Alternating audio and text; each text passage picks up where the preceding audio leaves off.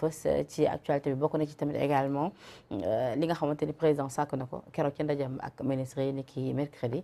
ñu daal di ki nga xamante ni moo di Ismaïla Madior Fall sëgg ci nu mu gën a gaawee ci nit yi nga xamante ni jàpp nañ ni war nañ leen war a mën a amnistier ni ngi nag joxtu ni bu Karim Wade ak Khalifa Sall moom la ñuy si loolu la ñuy njëkk sëgg te yéen ngeen bokk si ñi nga xamante ni bokk yàgg ngeen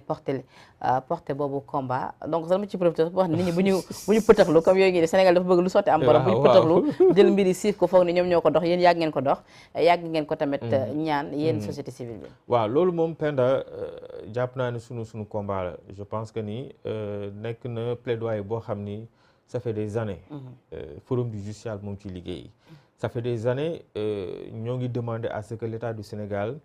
ñu fexe wut ay moyens adopter benn loi d'amnistie pour que aujourd'hui Khalifa Ababacar Sall Karim Wade mën a retrouver seen droits civils et politiques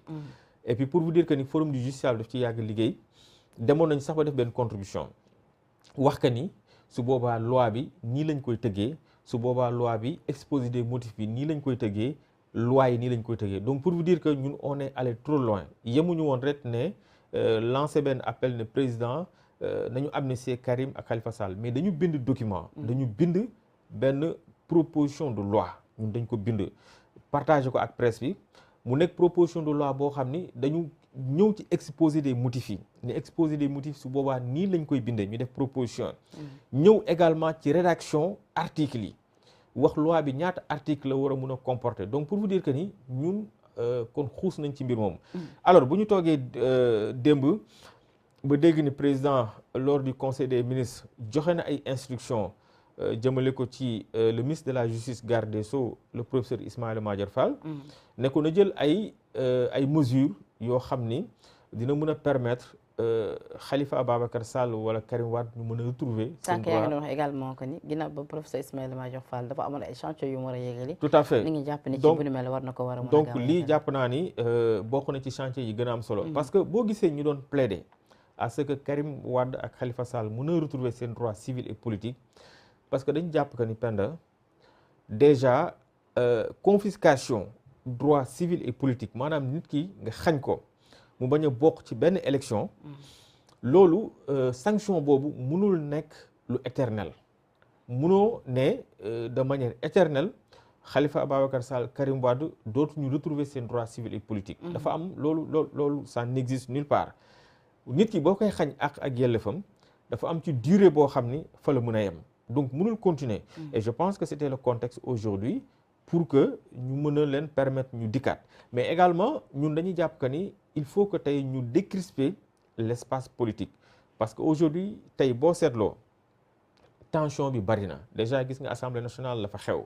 homme politique yi mënoo toog 2 jours yoo xam ni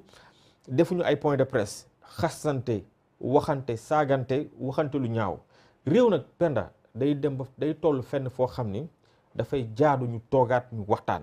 je pense que ni ci esprit boobu le président lancé woon li nga xam te moom mooy le dialogue national. waaw mais dialogue ba est-ce que man souvent je me dis est-ce que dialogue boobu amoon na njëriñ. waaw dialogue bi c'est vrai xam nga mënoon na gën a am njëriñ c'est vrai que nag am na ay conclusions yoo xam ni jóge na fa et déjà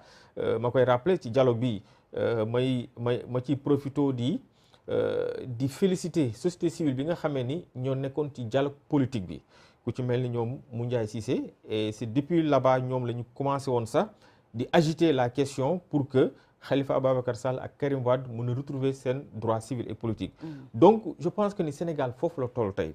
moo ñu def dialogue ñu toog waxtaan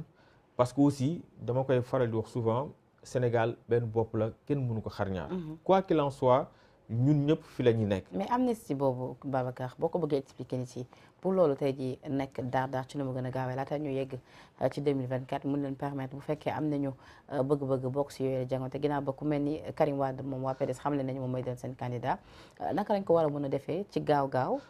ngir loolee mën a am. loolu déjà lu mën a nekk la et puis loolu du yàgg parce que il suffit que tey le président de la République jël benn projet de loi bu jëlee projet de loi bi jaar assemblée nationale député yi mën ko jëmal maintenant nag sur cette question pour ñi nga xam ne ñoo ngi seetaan may fàttali leen ne amnistie c'est vrai que bon am na ñu commencé naan amnistie bi est-ce que wóor na parce que bu ñu defee amnistie dina am parce que xam nga amnistie ay faits la ñuy amnistier dañ naan de 2012 supposons de 2012 à 2022 képp koo xam ne toppee woon nañ la lu jëm ci enregistrement illicite képp koo xam ne dañ la toppee woon lu jëm ci détournement de deniers publics baal nañ la. donc fee yooyu Nafi Diallo doguma la waaye ku mel Nafi Diallo xam le ni ñoom soxlawu ñu amnistie Karim Wade ndax ku def la ñuy amnistie. voilà parce que dans tous les cas nag pour nga mun a am amnistie moom il faudrait que tu sois condamné et que la décision devient définitive donc c'est le cas de Karim Wade ak Khalifa Babacar Sall ils ont été condamnés. Karim Wade pour enrichissement illicite, Khalifa Babacar Sall pour détournement des deniers publics. Ouais. La décision est devenue définitive. Donc dans ce cas, mën nañ am lu ñuy wax une loi d'amnistie. Maintenant, pour Nafi Diallo, li mu wax loolu mën nañ leen ko nangul parce que aussi waa PDS ñoom dañu mës a nekk ci seen logique. dañuy jàpp que ni ñu àttee Karim Wade teguwul ci yoon. Et puis là également, pour être logique avec nous-mêmes, la société civile, ñun bi ñuy àttee Karim Wade ñun dañu taxawoon daan ni d'accord mën nañu def le traque des biens mal acquis mën nañu def réduction des comptes mën nañu lutter contre l'enregistrement illicite. Mais il faudrait que ñu am ay juridictions yoo xam ni dinañ mën a assurer ki ñuy àtte un procès qui est juste et équitable.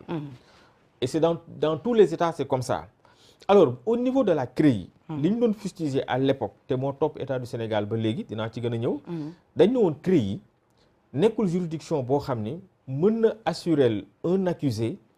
un procès qui est juste et équitable parce que procès juste et équitable dafa am ay normes dafa am ay standards parce que au niveau de la CREI li ñuy wax le principe du double degré de juridiction amu fa. Principe du double degré de juridiction mooy lan mooy que ni nit ki bu ñu la àttee en première instance boo ci d'accordul mën nga saisir cour d'appel la juridiction d'appel wala la chambre d'appel pour que nga ni mbir mi nañ ko àttewaat. Parce que boo saisiree la cour d'appel dañuy àttewaat mbir mi dans le fond maanaam dañuy ñëwaat ci fay xool effectivement est-ce que li am na gis nga ñoo xam ne dañ leen daan ci première instance d'accorduñ ci ñu dem cour d'appel neenal li nga xam tey moom mooy àtte bi. Mais au niveau de la CREI juridiction d'appel boobu amu fa CREI li fa am mooy buñ la daanee lenn nga mën a def mooy nga saisir cour suprême te cour suprême encore une fois de plus buy àtte mbir mi du ñëwaat ci fay du ñëwaat ci fond bi. day xool rek est-ce que droit bi ça a été bien appliqué donc CREI nekkul juridiction boo xam ne mën na assurer une personne un procès qui est juste et équitable moo tax les avocats de Karim Wade bi ñu demee jël mbir mi yóbbu ko au niveau international gis nañ que ni déjà je me rappelle am na benn notu Nations Unies bu ma liiroon buy wax que ni bu ñu conformé woo sur le pacte des droits civils et politiques en son article 14 moo ngi reproché État du Sénégal ne d'accord nañu topp koo xam ni dafa mbuxum d'accord naa ci mais il faudrait que ñooñu également ñu assurer leen li ñuy wax un procès qui est juste équitable mu am le principe du double degré de juridiction moo tax ñoom bu ñu nee dañu bëgg révision du procès je pense que c'est le droit le plus absolu mais ñun en tant qu'acteur de la société civile